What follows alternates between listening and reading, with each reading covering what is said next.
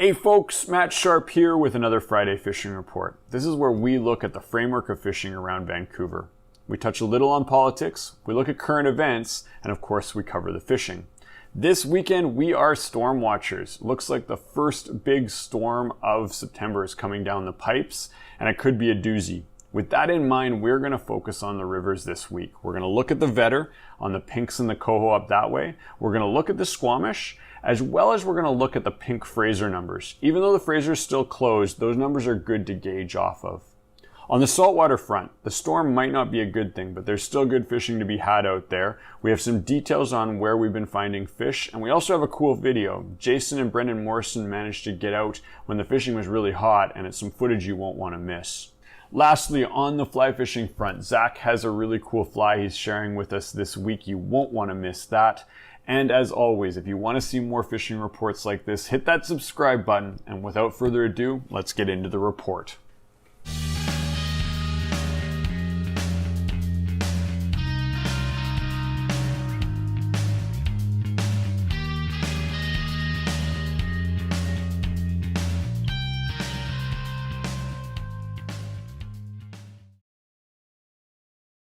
Well, here we go. First big storm of September. Looks like it's coming down the pipes as we write the report.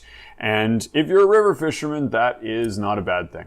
We might have some challenging environmental conditions this weekend, but there's absolutely some good opportunity to fish and definitely some stuff to keep an eye on, because with this first big storm, we usually kick off the really good salmon fishing in rivers up in the Fraser Valley and up in Squamish. Now, obviously, we've been still having the pinks going on in Squamish. This rain will probably push out a few of the stale fish and cycle around some of the fresher ones. So there still should be a little kick at the can for the Squamish pinks, but a lot of guys are talking coho in that direction. We've already heard some reports.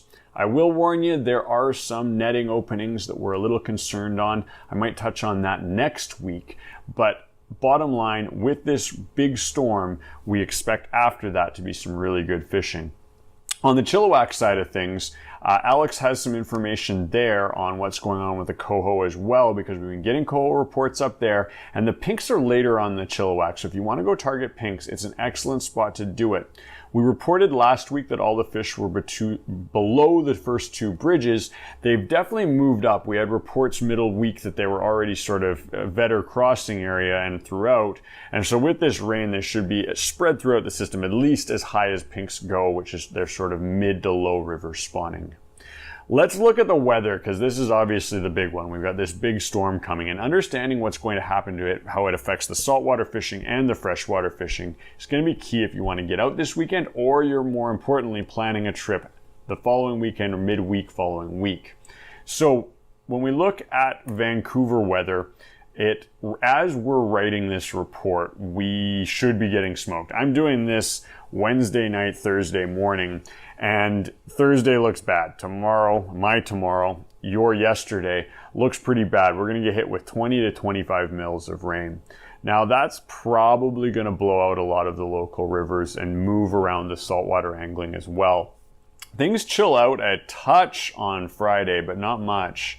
And then we roll into a big dump on Saturday and into Sunday. When we roll that over and we take a peek at Squamish, they usually get hit even harder than we do. And yep, as expected, we're going to get smoked as we are writing this report Thursday. It's not as bad today, Friday, when you should be watching this, and then Saturday they get a massive dump. This size of dump will probably blow the river out quite substantially, 40 to 50 mils. If it comes, if the weatherman is not lying, is going to make fishing really, really challenging, if not maybe dangerous for the guys thinking about getting out Saturday on the Squamish. So keep that in mind. But we'll look at river levels in a second here. Let's roll on out to the Chilliwack weather too.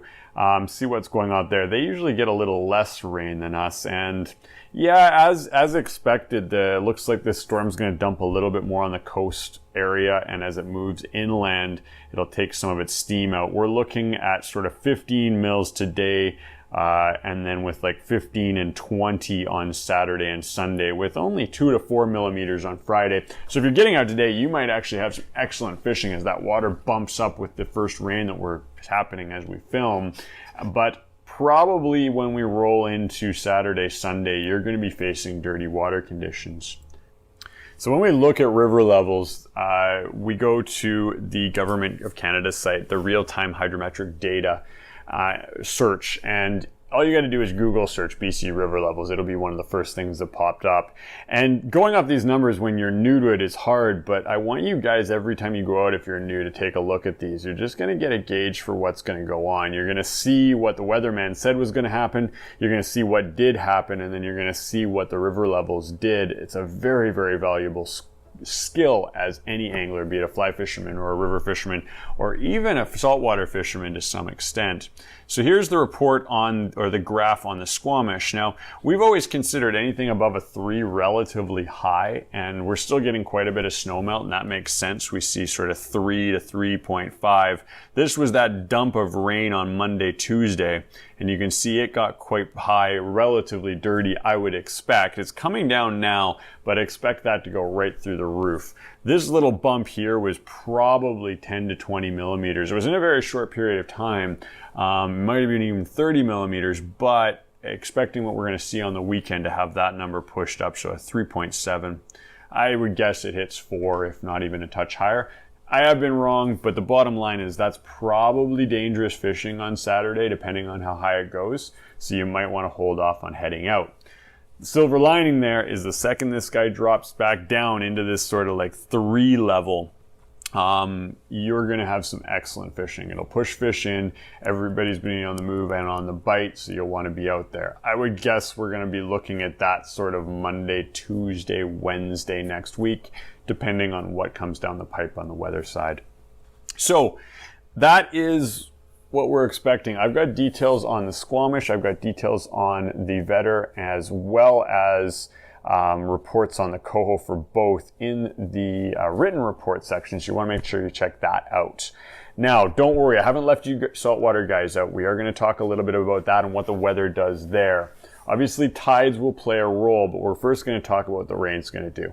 The rain will suck fish up from the ocean. Every time we get a bump of rain, they smell fresh water, they smell colder fresh water, and they move on up. We saw that actually this week where the fishing at the Sandheads, the fishing at North Arm was fairly intermittent.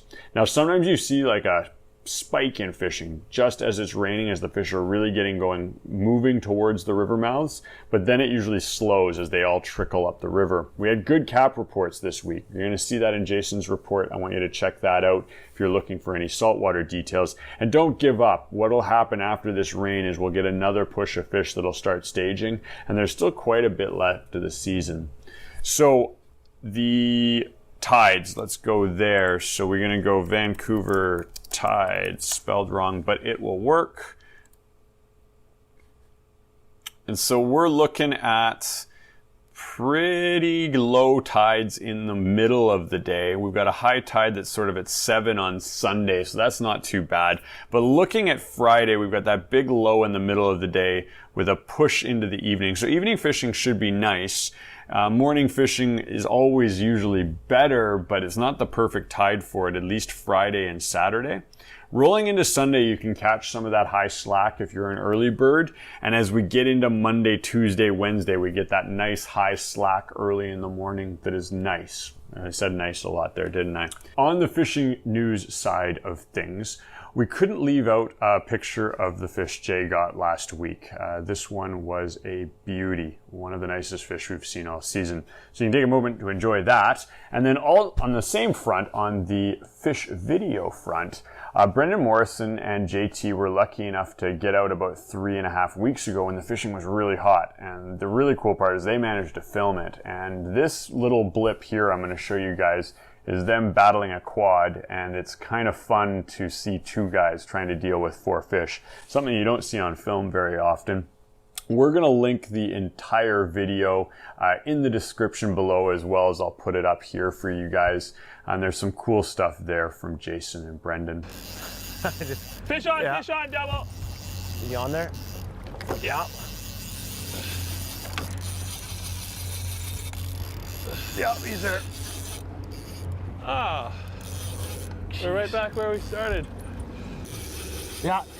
Triple, Yeah, grab it. triple. Go grab it. Quadruple. Quadruple. Quad. Oh, Quadruple. I got this one. Send it. We got 4 on. Yeah, I got him. Oh, I've never had 4 shit. salmon on. Oh my God. We're definitely hooked up on 4 here. All Oh 4 my rods God. are going. Ah! This one's gonna go back in They're the holder. bucking. Oh, he's barking, he's barking. Oh, look at him screaming mine. What Oh. All right, what else do we have this week? Oh yeah, Zach's fly.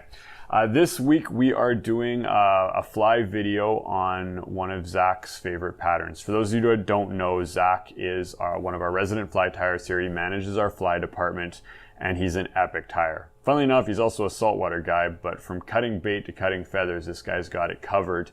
And this week he's looking at a fly called the Popsiho. It's one that he's made up, and it combines sort of the best parts of a popsicle and a hobo spay, 2 very famous patterns. He jazzes them up a bit, combines them. It's a very versatile pattern, can cover a bunch of different species, from bull trout to coho to chum to steelhead, even chinook. So you'll want to check that out. It's definitely worth looking at it. I'll have links in the description, and as always, I'll stick them up here as well for you guys. Okay, we kept it short and sweet this week. Next week, I promise to drone on aimlessly about some fish science piece or some fishery. But right now, I'm heading to Fino. Literally, when I hit end on this video, I'm going to spend some time with the family. Was planning on doing some surfing.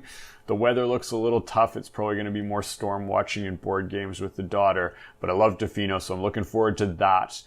As always, check out the Friday Fishing Report blog format for all the details. There might be a fisheries update this Friday, as well as any up-to-date information there. Links in the description. And as always, if you like seeing the video format of the Fishing Report, please hit that subscribe button, hit the like button, and we'll see you in next week's report.